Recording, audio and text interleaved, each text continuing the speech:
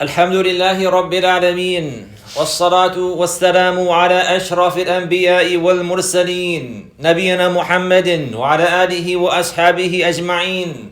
اللهم علمنا ما ينفعنا وانفعنا بما علمتنا وزدنا علما ولا تكلنا إلى أنفسنا طرفة عين.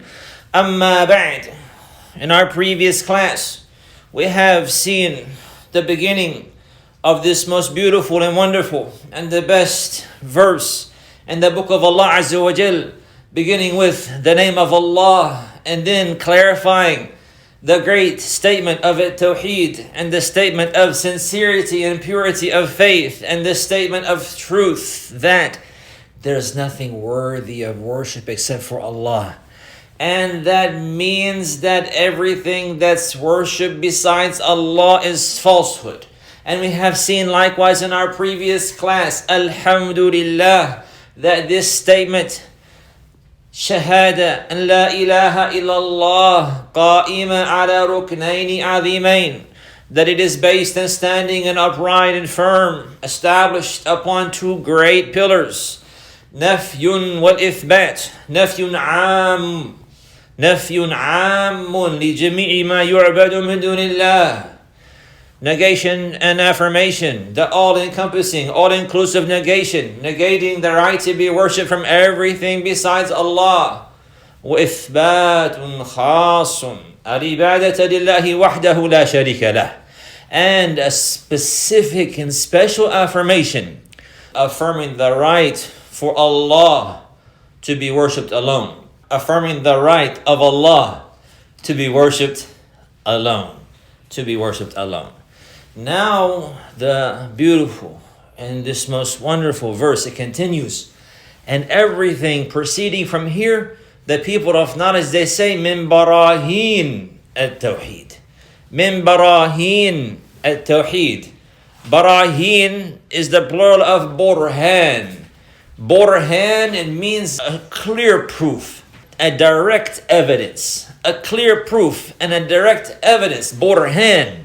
And the plural is barahin. So all of that which is mentioned after this beginning introduction of this verse, all of it is barahin at-tawheed.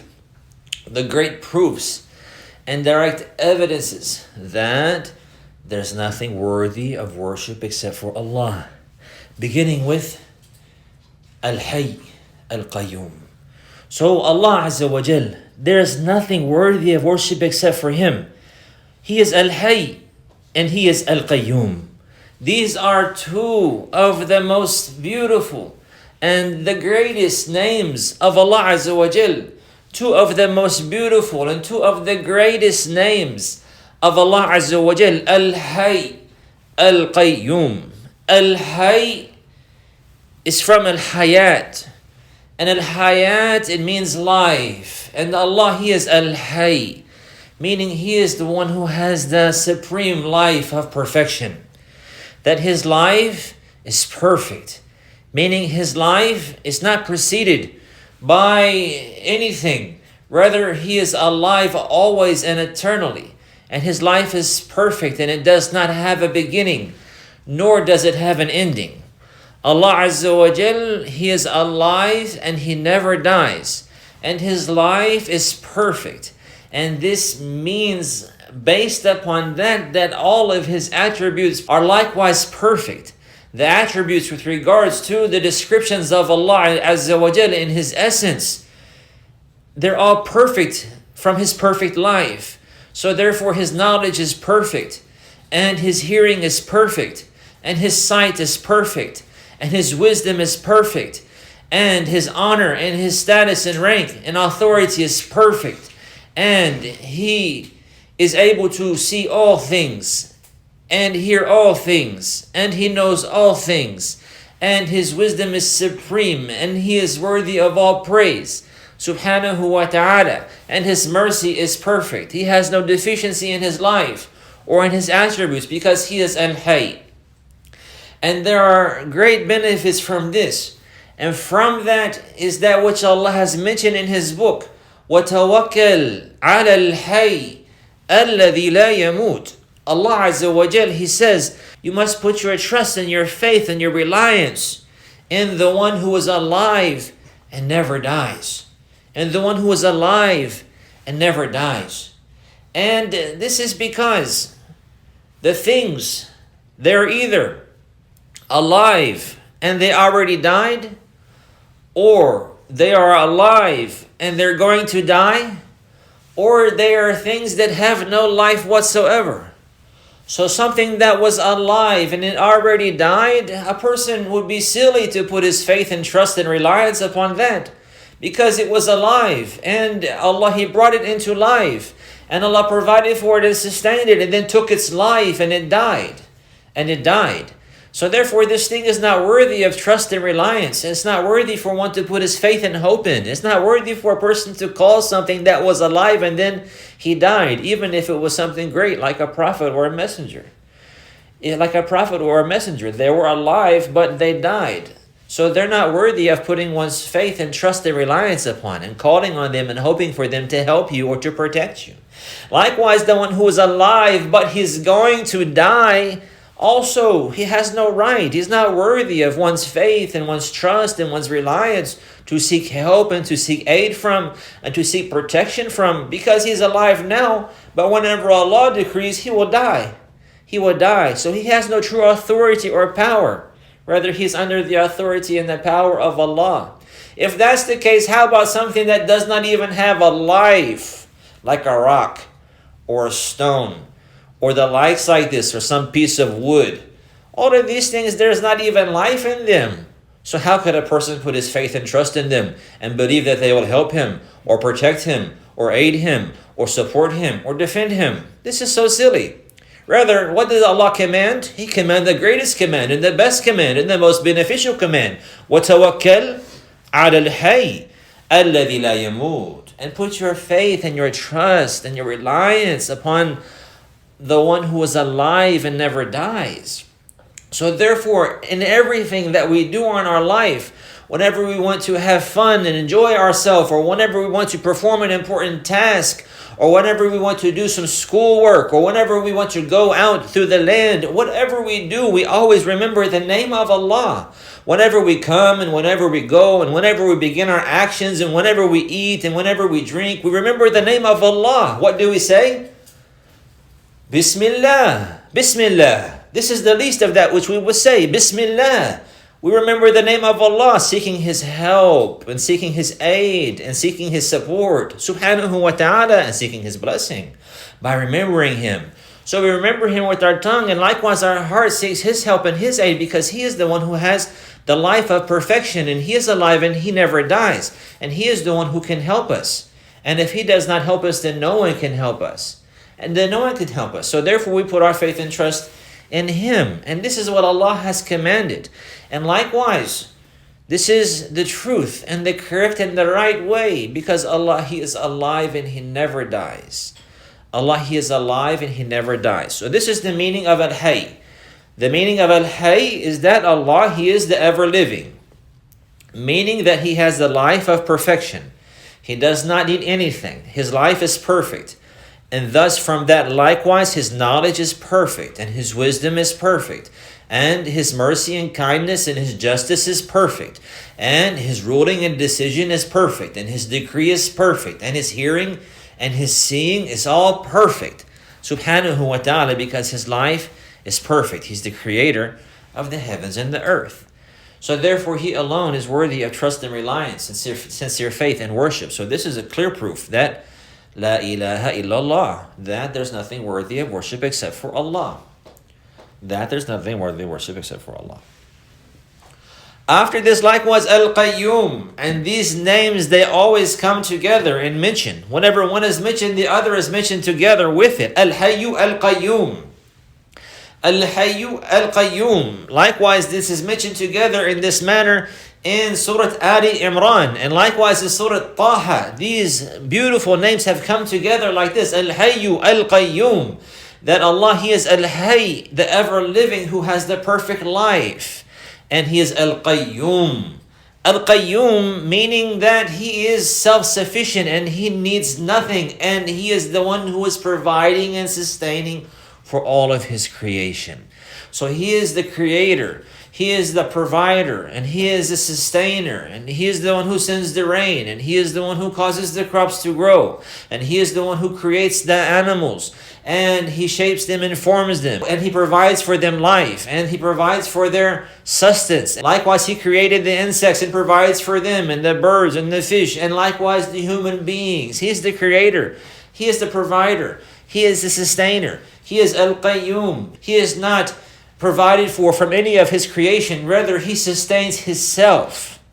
He is self-sustaining, self-sufficient, powerful and strong, never weak, the creator of the heavens and the earth, above his throne in a manner befitting his majesty. Allahu la ilaha illa huwa Al-Hayy Al-Qayyoom. Allah, there's nothing worthy of worship except for him. He is the ever-living, meaning he is the one who has the perfect life. Subhanahu wa ta'ala, he's worthy of worship. He's powerful and strong. He's all knowledgeable and supreme in wisdom.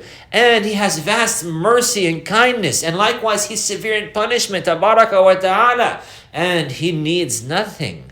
He needs nothing. He doesn't get sleepy or tired. And this is the next proof and evidence for At-Tawheed. لا تأخذه سنة ولا نوم. لا تأخذه sinatun wala nawm. And sina, he's not overcome by sina. Sinatun, it means a nu'as. A nu'as is what happens before you go to sleep. Somebody, he gets tired and then he starts getting weak and then his eyes start drifting off and he's getting sleepy and then finally, after that, what happens? A nawm. After that happens a nawm. So as-sina or nu'as muqaddimat an-nawm. This is what happens before you sleep. Before you actually go to sleep, you get tired, you get sleepy, you start to get relaxed, and then you start to lose consciousness, and then next thing you know, you're sleeping. And then next thing you know, you're sleeping. Right? And then this is the case. But this doesn't happen to Allah. His life is perfect. His life is perfect, subhanahu wa ta'ala. He does not need sleep. He does not need sleep. He does not get tired. وَلَا يَمَسُّنَا مِن لُغُوبٍ. Allah, he does not get tired. He does not get tired or sleepy. And he does not go to sleep. And he does not go to sleep, subhanahu wa ta'ala. This is all evidence and proof of a tawheed. Somebody who gets tired and sleepy, he's not worthy of worship. How can somebody worship somebody who's tired and sleepy? It's like, please provide for me, help me and sustain me. Wait a second, man, I need to take a nap. Wait a second, man, I need to take a nap. That sounds so silly. Some people, they worship men and they call on men besides Allah Azza wa Jal and they believe in them. Even some of them, they worship their sheikh and they believe that their sheikh can help them. Maybe he's sleeping. And they're going to call on their sheikh, help me. Maybe he's even sleeping. Even worse than that, maybe he's doing number one or number two. A'udhu billah. A'udhu billah. How can you worship somebody that does that? Inna lillahi wa inna ilayhi raji'un. That's not worthy of worship. Who's the one who's worthy of worship? Al-Hayy alladhi la yamut. Al-Hayy Al-Qayyoom. The one who is alive and never dies. The one who doesn't get tired and get sleepy. The one who does not eat. Rather, he feeds and he's not fed. The one who does not eat. He does not get hungry. He does not need food. He feeds and he's not fed. Subhanahu wa ta'ala. This is the one who is worthy of worship. As for somebody who needs some food, or as for somebody who gets thirsty, or somebody who gets tired and sleepy, or somebody who's already dead in the first place, or something that does not even have any life, you can't even move around it like a rock. You just kick it around and throw it in the water and skip it across the top of the water. This is so silly. People worship the likes of these things. People worship the likes of these things. This is something that is misguidance. This is something that is misguidance. Again, even if those things are very, very noble and very, very great and very, very good, like angels. Angels are beloved to Allah and they're great and they're obedient to Allah, but they're not worthy of worship because Allah created them and provided for them and sustained them. And they're only alive because Al-Hayy Al-Qayyoom is providing for them and giving them life. And likewise the prophets and messengers as well. Alayhimus salatu wassalam, they're very great and they're the best of creation and we love them very much. But we love them for the sake of Allah. And they're not worthy of worship because they're creation likewise. And they were provided for and sustained. And this is the case with them. And they had to go to sleep. And they get hungry. And they eat. And this is what Allah refuted the Christians in the book. Whenever the Christians started worshiping Isa alayhi salam and also his mother, Maryam. Whenever the Christians, they're worshiping both of them. They're worshiping Jesus alayhi salatu wasalam and his mother Maryam. What did Allah say to them to try to cause them to realize, pay attention and wake up? What are you doing? وَكَانَا يَأْكُلَانِ الطَّعَامِ. That both of them, they used to eat food. How can you worship Isa ibn Maryam when him and his mother, alayhi salatu wasalam, both of them, they used to eat food?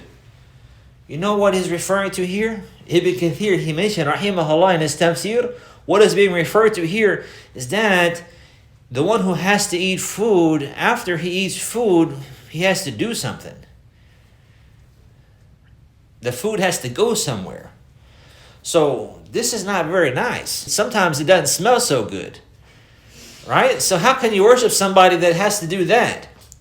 How can somebody worship somebody and call on him and hope in him and have faith in him and call on him to help him and to protect him and to help him in this life and to provide for him a child and to help him get a job and to save him from the punishment on the day of resurrection, and he's in the bathroom in the first place. Maybe he's in the bathroom in the first place. So we love the prophets and messengers, but they're not worthy of worship. Allah, He clarified that in His book. وَكَانَا يَأْكُلَانِ الطَّعَامِ. That Isa alayhi salam and his mother, they used to eat food. So therefore they're not worthy of worship. Who created the food? Who provides for the food? Who is blessing the food? It is Allah Azza wa Jal alone. It is Allah Azza wa Jal alone. And then after a person eats the food, then we know what happens likewise. A person, he gets benefit and nourishment from that food by the grace of Allah and the permission of Allah, and then after that which is left over has to come out. So therefore, the one who has to eat food, he's definitely not worthy of worship because he's in need of Allah and to get the food and to eat the food and to benefit from the food and to get rid of the food in the first place. So how can you worship a person? How can you worship a person? So therefore, it's very clear that the religion of the Christians is falsehood, and they're very silly, and they're misguided. And likewise the ones who worship the cows, and likewise the ones who worship the rats, and likewise the ones who worship the trees or the stars, and the likes like this. This is all silly. This is all foolishness. This is all misguidance. This is all ignorance. This is all wrong. What are you doing? Allah Azza wa Jal, He created all of these things and provides for all of these things. Allah, He's the one who's alive and He gives life to those things. Allah, He's the creator and He provided and sustained for those things. And then you're going to worship them? What if Allah decides to destroy them? And this is so silly that they worship a cow. So what do we say? Alhamdulillah, Allah guided us to worship Him alone, with no partners. Other people, they worship the dead, and they worship the souls, and they worship the jinn, and they do all these other silly and bad things.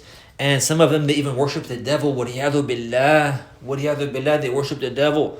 And they sell their souls to have a good portion of this life, and then whenever they die, they go to the hellfire. وَلِيَعْذُ بِاللَّهِ.